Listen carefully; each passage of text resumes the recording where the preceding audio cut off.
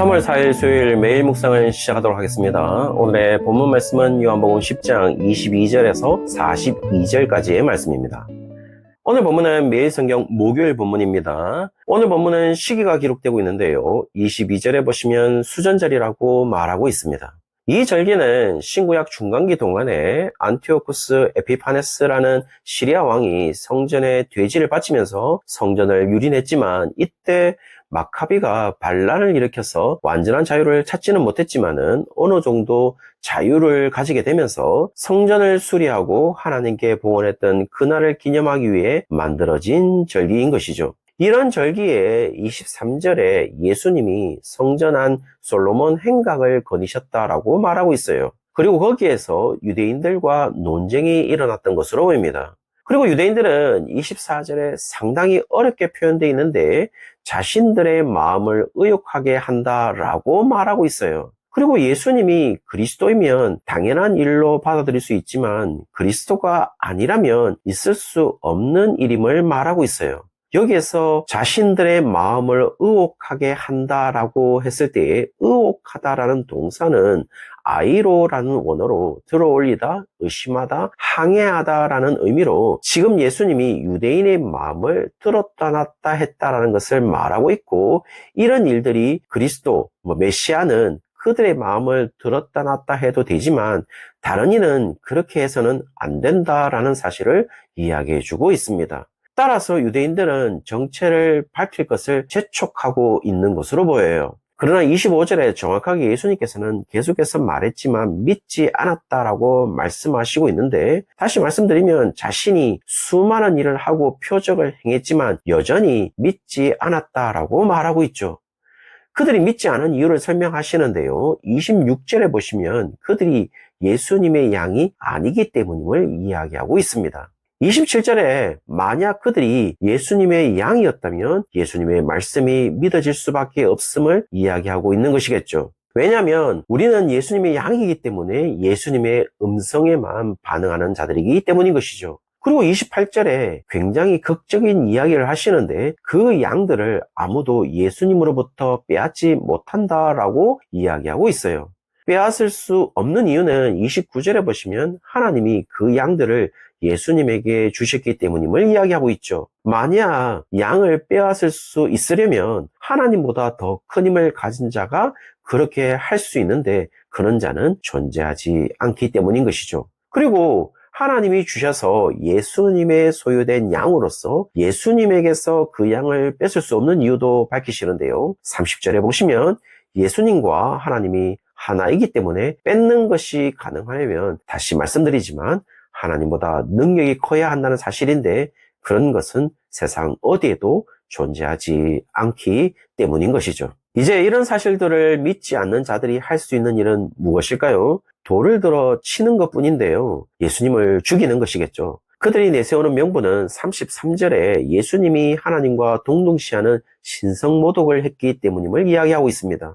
이에 대해서 예수님은 상당히 놀랍게 반박을 하시는데요. 34절에 너희 율법에 기록된 바 내가 너희를 신이라 하였노라 하지 아니하였느냐라고 이야기하면서 마치 유대인들의 가장 최고의 사상인 유일신 사상인데 복수의 신을 인정하는 듯한 말을 율법에 이미 기록했다고 이야기하고 있는 것이겠죠.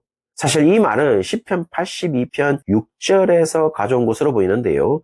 내가 말하기를 너희는 신들이며 다 지존자의 아들이라 하였으나 라고 기록되면서 여기에서 너희라는 존재들은 시편 82편에 보면, 특별히 82편 2절에 보시면 불공평한 판단을 하는 자라고 나오고, 1절에 나오는 재판하다와 2절과 3절의 판단과 8절의 심판이라는 단어가 나오는데요. 동일한 히브리어가 사용되었는데 그 히브리어의 단어는 샤파트라는 단어로 우리가 너무도 잘 아는 사사라는 단어인 것이고, 그래서 그런지 우리는 사사라는 단어를 영어로 번역한다면 judge라고 번역을 하고 있는 것이겠죠. 만약 82편에 사사들이 하나님의 말씀을 위임받아 생사권을 받는다면 그것은 하나님만 가진 권위를 가지기 때문에 신이라고 말할 수 있다는 것에 기인하여 시편이 이것을 기록하고 있는 것으로 보입니다. 그래서 35절에 하나님의 말씀을 받은 사람들을 신이라고 불렀던 것이라고 이야기하고 있는 것이죠. 따라서 유대교에서는 하나님의 말씀을 받은 선지자, 제사장, 왕들을 그냥 보통 사람으로만 보았던 것은 아니에요. 그래서 창세기에 나오는 하나님의 형상 또는 신의 형상은 그 당시 왕들을 가리키는 것이었습니다. 그리고 고대 근동의 문화 속에서도 황제들이나 왕은 신의 아들이라는 사상을 가지고 있었음을 알 수가 있죠. 그래서 이런 일반적인 사상을 끄집어내면서 유대인들의 생각에 반박하고 있는 것으로 보입니다.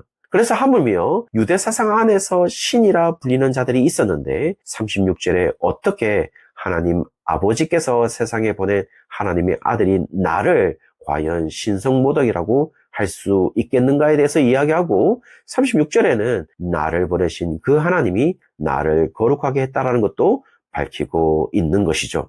이것 또한 22절에 수전절과 연관시켜 이야기하는 것이라면 방금 전에 수전절이 안티오쿠스 에피파네스가 성전을 더럽힌 사건에서 마카비 반란을 거치면서 성전을 깨끗하게 하신 날을 기념하기 위한 것이라면 실제적으로 예수님이 말하는 것은 하나님께서 지금 예루살렘에 있는 성전을 거룩하게 하신 것이 아니라 예수님을 거룩하게 하셨다고 말함으로써 예수님이 바로 성전을 대체하고 있다는 사실을 말하고 싶은 것으로 보입니다. 더 실감나게 이야기하자면 지금 예루살렘 성전에 대해서 하나님은 거룩하게 할 필요성과 이유도 전혀 없으신 것으로 보입니다. 그래서 예수님도 그 성전을 헐라라고 이야기하신 것으로 보여요. 그러므로 38절에 이제 성전에 하나님이 거하시는 것이 아니라 예수님에게 거하시는 하나님이라고 진술하고 있는 듯 보입니다. 따라서 예수님은 단순하게 하나님의 아들로서 하나님 아버지께서 예수님 안에 거하신다면 예수님이 하실 수 있는 일은 오로지 37절에 인간적인 일이 아니라 아버지의 일이라고 이야기해주고 있어요. 다시 말씀을 드리면 예수님이 행하시는 표적의 효과도 단 한 가지로 오로지 하나님의 영광이라는 사실을 말하면서 표적의 사건에서 아주 의미심장한 특징을 하나 발견할 수 있는데 기적과 같은 표적을 일으키시고 어떤 다른 설교도 예수님은 덧붙이지 않았다라는 점입니다.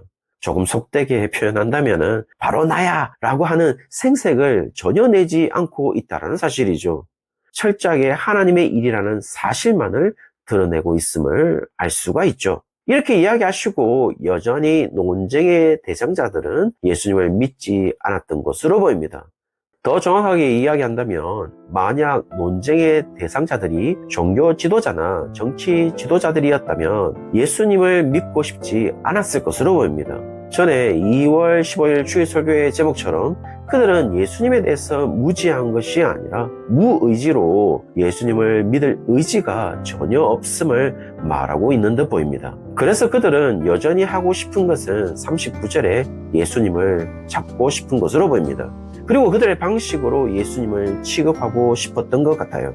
그러나 그 손에서 벗어나 나가셨다라고 이야기를 하시는데 여기서 분명 예수님은 자신이 고통당하고 죽고 부활하고 승천하신 날을 정확하게 알고 계신 듯 보입니다. 그리고 정확한 하나님의 시간표대로 움직이는 것으로도 보여요.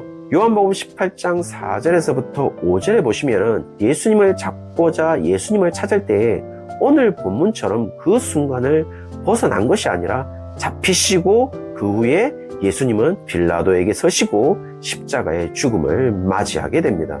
어떻습니까?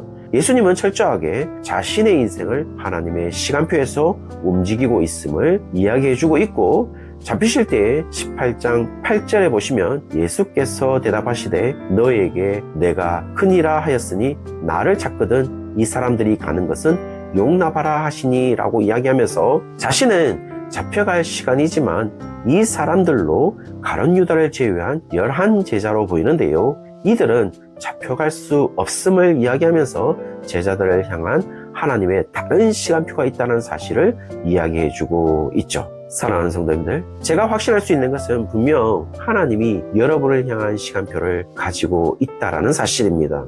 그리고 분명 하나님은 그 시간표대로 여러분을 인도할 것입니다. 그 시간표가 너무 힘들 수도 있겠지만 또 확신하는 것은 가장 좋은 것으로 가장 선한 것으로 분명히 인도하실 줄 믿습니다. 여러분을 향한 하나님의 시간표가 분명히 있다는 사실을 믿고 오늘 하루도 살아가는 모든 성도님들 되시기를 주의 이름으로 축원합니다.